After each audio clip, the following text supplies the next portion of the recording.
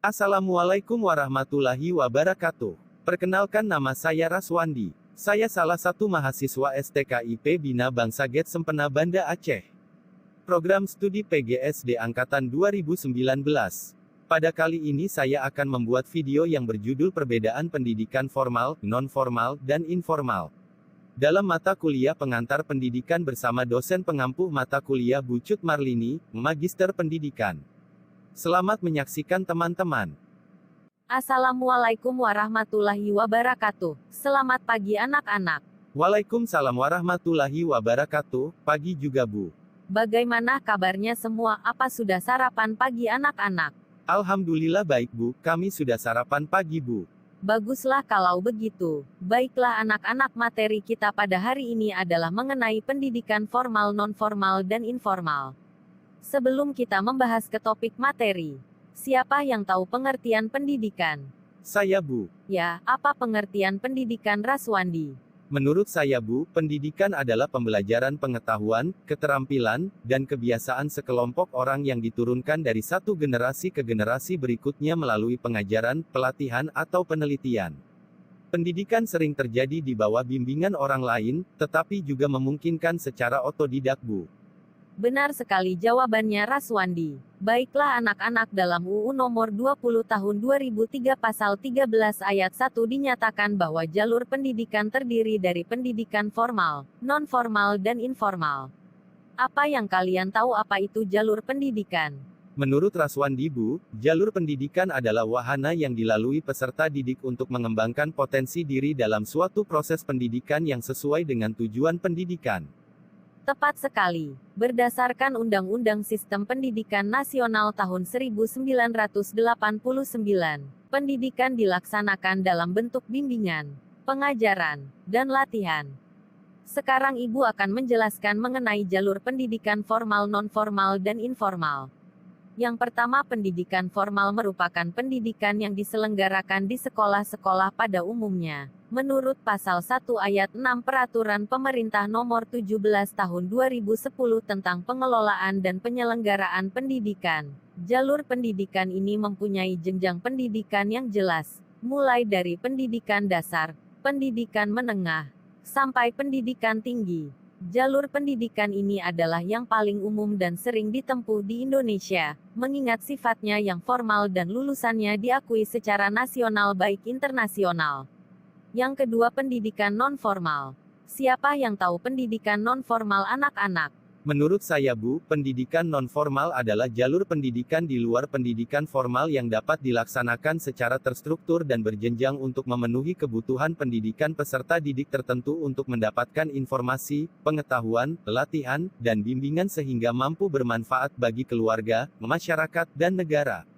Benar sekali jawabannya, Raswandi. Pendidikan non-formal paling banyak terdapat pada usia dini. Misalnya saja Taman Pendidikan Al-Quran yang banyak terdapat di masjid. Selain itu, ada juga berbagai kursus, di antaranya kursus musik, bimbingan belajar, dan sebagainya.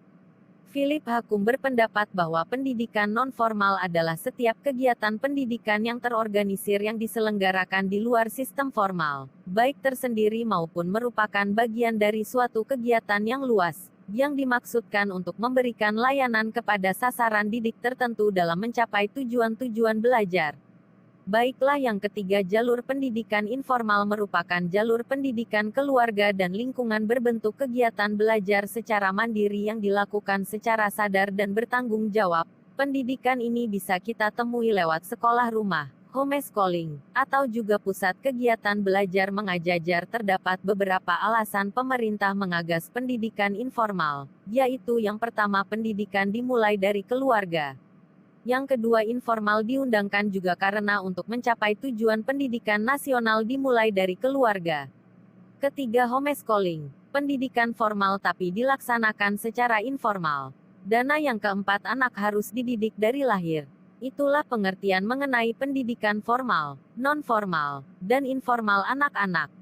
Sebelum kita mengakhiri mata pelajaran kita pada hari ini, apakah ada pertanyaan anak-anak yang belum dimengerti mengenai pendidikan formal, non-formal, dan informal? Kalau memang sudah mengerti, Ibu mau bertanya kepada kalian. Raswandi mau bertanya, Bu. Yang saya ingin tanyakan, Bu. Apa perbedaan dari pendidikan formal, non-formal, dan informal, Bu? Baik Raswandi, pertanyaannya sangat bagus. Baiklah Ibu langsung jelaskan perbedaan pendidikan formal, non-formal, dan informal. Yang pertama, pendidikan formal merupakan pendidikan di sekolah yang diperoleh secara teratur, sistematis, bertingkat atau berjenjang, dan dengan mengikuti syarat-syarat yang jelas. Adapun beberapa karakteristik dari pendidikan formal adalah yang ke-1, memiliki kurikulum yang jelas. Kedua, memberlakukan syarat tertentu bagi peserta didik. Ketiga, materi pembelajaran yang digunakan bersifat akademis. Keempat, proses pendidikannya cukup lama. Kelima, tenaga pengajar harus memenuhi klasifikasi tertentu. Keenam, penyelenggaraan pendidikan berasal dari pihak pemerintah maupun swasta. Ketujuh, peserta didik mengikuti ujian formal. Kedelapan, adanya pemberlakuan administrasi yang seragam. Dan yang ke-9, kredensials, ijazah, dan sebagainya, memegang peranan penting terutama bagi penerimaan siswa pada tingkatan pendidikan yang lebih tinggi.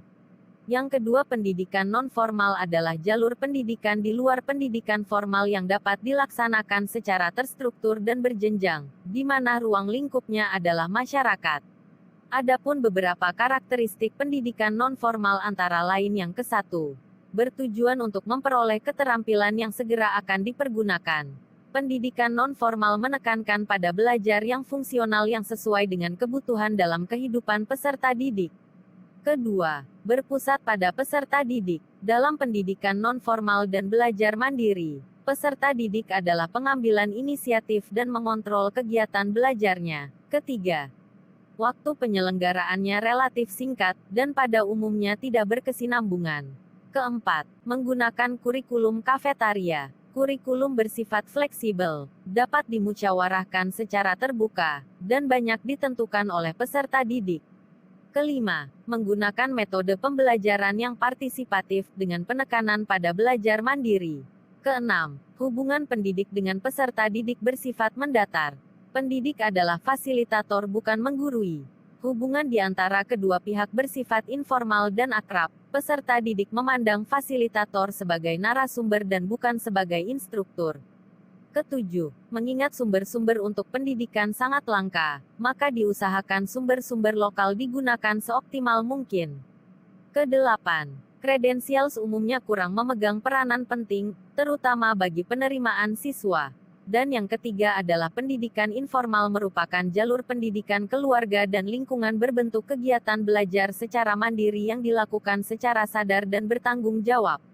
Adapun beberapa karakteristik pendidikan informal antara lain yang ke-1, dapat diselenggarakan di mana saja khususnya pada lingkungan keluarga.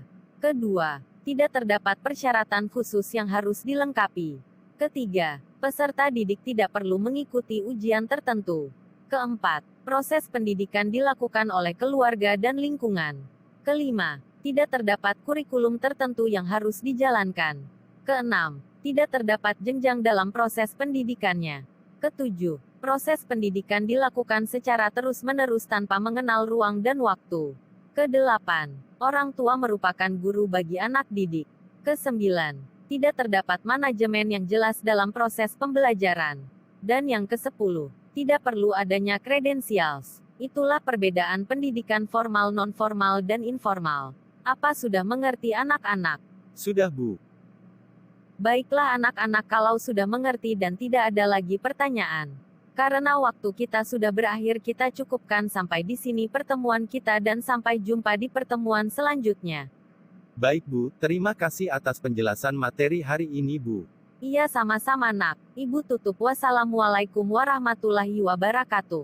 Waalaikumsalam warahmatullahi wabarakatuh. Demikianlah penjelasan mengenai perbedaan pendidikan formal, non-formal, dan informal. Semoga bermanfaat untuk kita semua. Dan maaf jika terdapat kesalahan dan kejanggalan isi video saya, karena saya masih dalam tahap belajar. Kritik dan saran dari teman-teman sangat membantu. Kalau begitu saya undur diri di hadapan teman-teman. Sampai jumpa di video pembelajaran selanjutnya. Saya tutup. Wassalamualaikum warahmatullahi wabarakatuh.